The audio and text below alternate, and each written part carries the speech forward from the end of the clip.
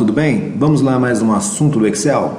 Hoje o assunto que nós vamos tratar é o seguinte: por que escolher corretamente o tipo de gráfico no Excel? Bom, exibir dados em forma de gráfico no Excel é uma tarefa relativamente simples, como nós vimos no vídeo anterior. Porém, nesse vídeo eu quero tratar sobre quais são os tipos de gráficos existentes e principalmente como usá-los. Antes, é preciso deixar bem claro que, ao criarmos um gráfico, não estamos somente transformando números em imagens, mas sim representando dados. Por isso, seu gráfico deve ser de fácil leitura, tá ok?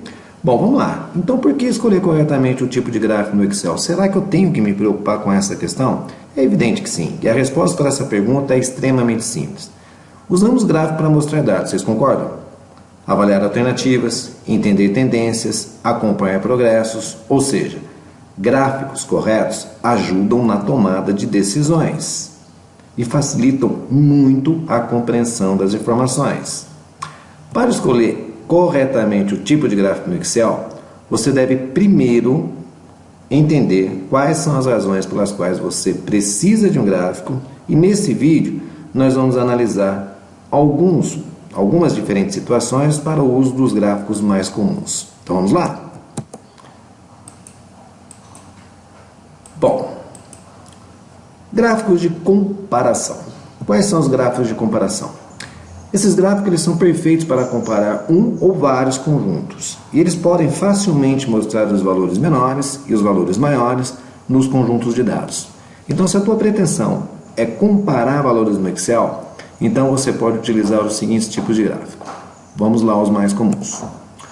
O gráfico de colunas. O que são gráficos de colunas? Olha, eu estou dando aqui alguns exemplos correspondentes a algumas vendas realizadas nos meses de janeiro, fevereiro, março e abril. É o mesmo exemplo que eu apresentei no vídeo anterior, como criar gráficos simples no Excel, tá ok?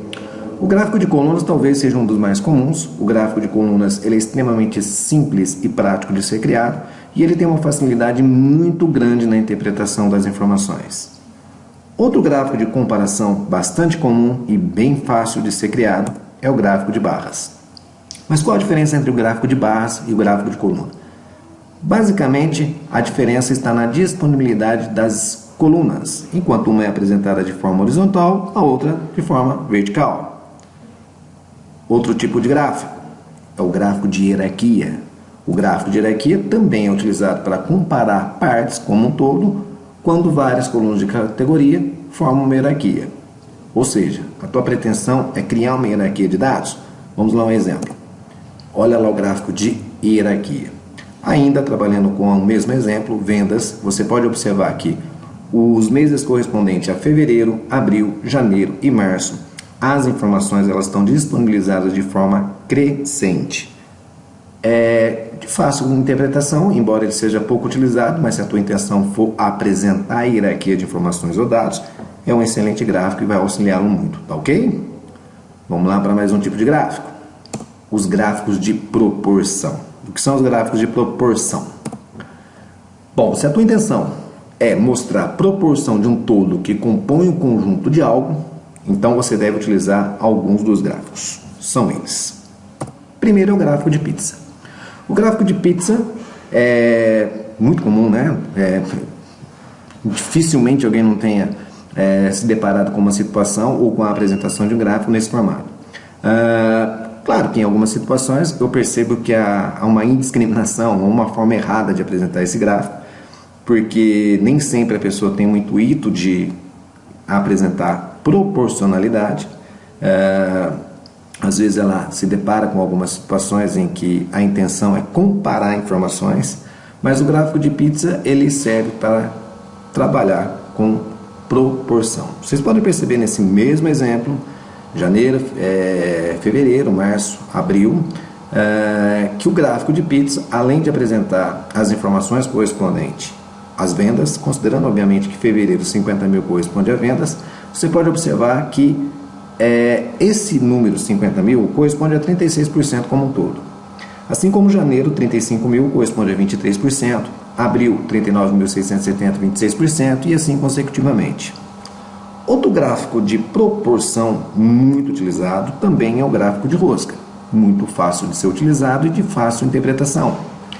As mesmas informações, porém apresentadas de uma forma gráfica diferente, enquanto que o gráfico de pizza, ele apresenta as informações como se fosse uma fatia de pizza, o gráfico de rosca, ele apresenta como se fosse pedaços de uma rosca. Tá ok? Vamos lá?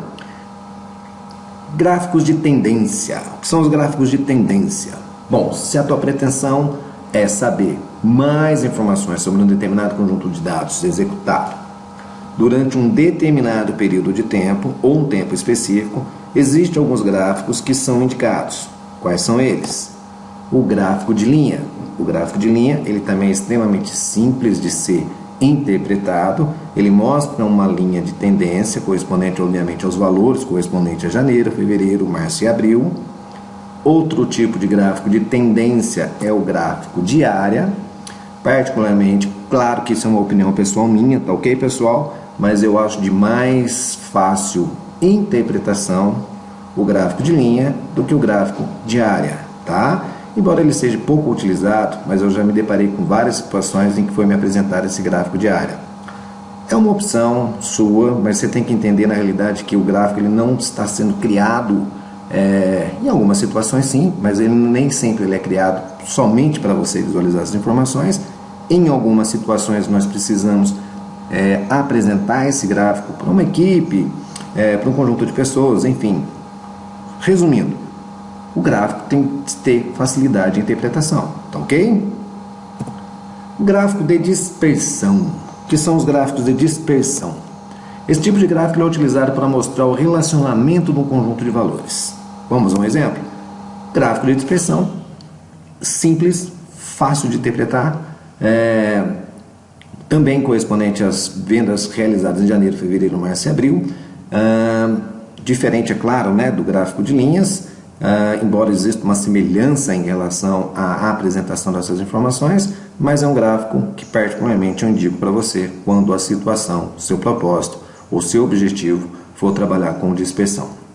Bom, pessoal, a melhor maneira da gente aprender, é o que eu costumo dizer para os meus alunos durante as aulas são administradas de Excel, que não há forma mais prática, não há uma maneira mais eficiente de aprender do que colocar em prática.